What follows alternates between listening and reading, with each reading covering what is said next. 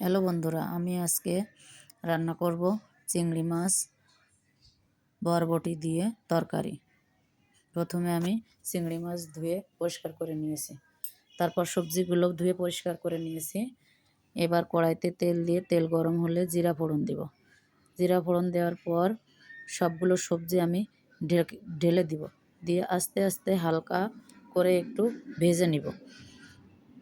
বেশি ভাজা দরকার নাই, একটু ভাজলেই হবে। এবার দিব সামান্য জল দিয়ে ঢেকে দিব যেন তরকারিটায় বলক ওঠে।